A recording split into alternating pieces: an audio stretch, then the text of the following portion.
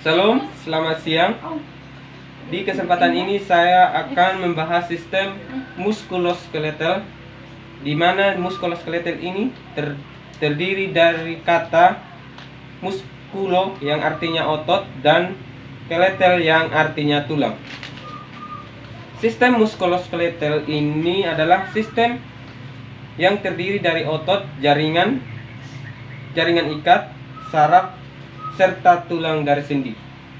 Sistem ini berperan penting dalam gerakan tubuh. Oleh karena itu, bila sistem muskuloskeletal terganggu, kemampuan dalam bergerak dan melakukan aktivitas pun bisa terganggu. Beberapa macam gangguan sistem muskuloskeletal yang dapat terjadi pada tubuh kita yaitu yang pertama, tendinitis. Tendinitis adalah peradangan yang terjadi pada tendon, yaitu jaringan yang menghubungkan otot dan tulang. Kondisi ini dapat terjadi pada tendon di bagian tubuh manapun, meski umumnya terjadi pada tendon di bagian bahu, siku, lutut, pergelangan kaki, atau tumit. Saat mengalami peradangan, tendon akan terasa sakit ketika otot digerakkan sehingga dapat gangguan gerakan otot. Tendinitis dapat berlangsung dalam jangka pendek atau akut, atau jangka panjang atau kronis. Yang menyebabkan tendinitis yaitu umumnya disebabkan oleh gerakan yang dilakukan secara berulang-ulang, seperti gerakan melompat yang sering dilakukan atlet basket atau mengayunkan tangan yang sering dilakukan atlet tenis. Namun di kasus tertentu, tendinitis juga dapat terjadi karena cedera akibat mengangkat beban berat. Yang kedua, carpal tunnel syndrome. Sindrom lorong kapal atau carpal tunnel syndrome adalah kondisi yang membuat tangan mengalami sensasi kesemutan atau mati rasa atau nyeri atau lemah. Sindrom ini terjadi ketika saraf di dalam pergelangan tangan terhimpit atau tertekan.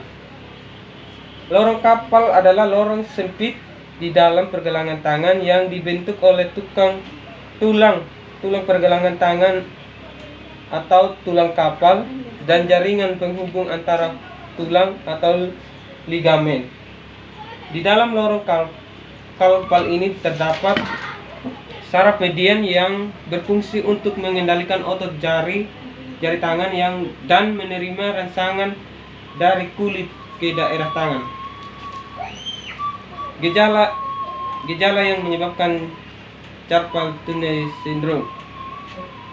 Pada mulanya, carpal tunnel syndrome ditandai dengan jari-jari tangan, kecuali jari kelingking, yang terasa kesemutan, sakit, seperti terbakar atau mati rasa. Gejala ini dapat membuat penderita terbangun saat tidur karena pergelangan tangan yang tertekuk.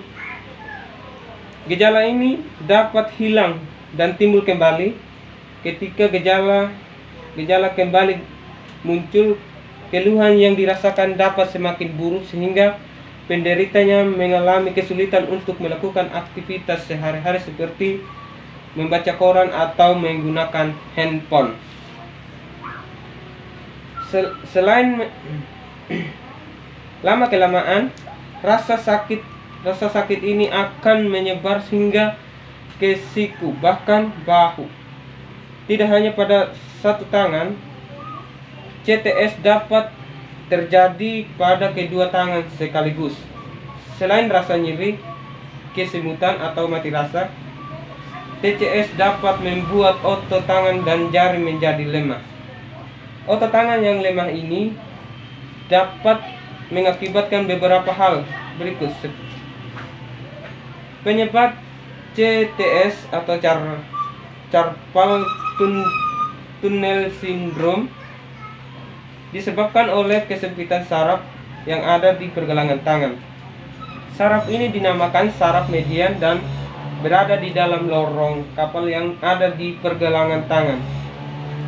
Kondisi ini akan mempengaruhi indera peraba atau sensorik dan gejala tangan motorik penderita.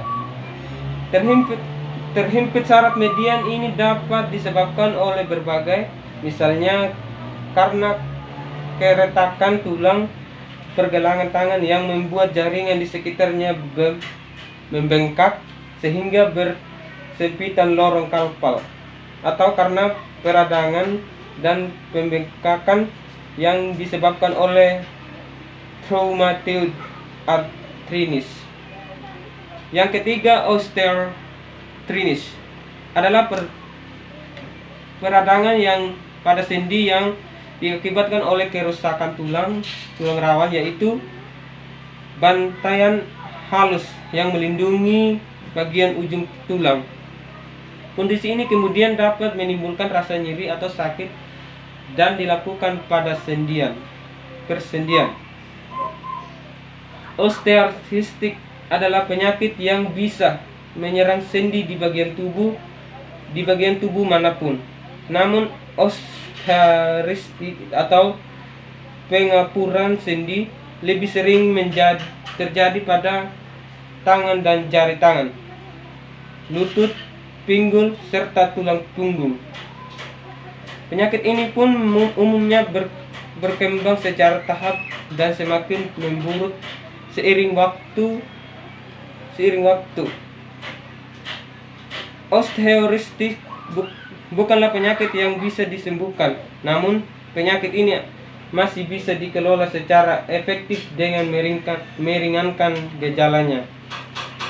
Gejala dari osteoarthritis itu adalah umumnya berkembang secara perlahan dan memburuk seiring waktu. Keparahan gejala pun bisa bervariasi pada seseorang. Gejala yang terjadi pada osteoarthritis pada umumnya terjadi: yang pertama, nyeri pada persendian yang umumnya dirasakan selama aktivitas atau setelah beraktivitas. Yang kedua, sendi terasa kaku yang umumnya terasa pada pagi hari dan akan pulih sendirinya dalam waktu 30 menit atau ketika sedang tidak aktif melakukan kegiatan. Sendi terasa lebih lunak. Yang ketiga, sendi terasa lebih lunak saat diberikan tekanan. Dan yang keempat, sendi kehilangan sifat fleksibilitas yang membuat menjadi lebih kaku dan sulit untuk digerakkan. Yang kelima, timbul bunyi klik atau retakan ketika sendi dibeluk atau diletakkan. Yang keenam, munculnya taiji tulang di sekitar sendi, tonjolan tulang yang keras dan tajam. Yang kedelapan, pembetakan di sekitar sendi.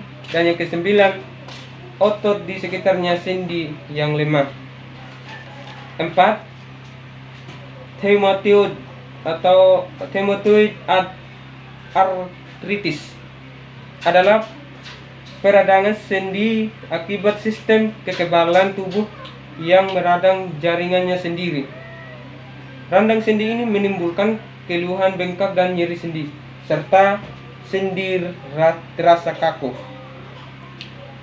Rheumatoid arthritis lebih sering diderita oleh wanita, terutama yang berusia antara 40 hingga 60, dan biasanya terjadi sintesis pada sendi yang sama di kedua sisi tubuh. Gejala rheumatoid arthritis terkadang bisa mirip dengan penyakit lain, contohnya osteoarthritis dan polimialgia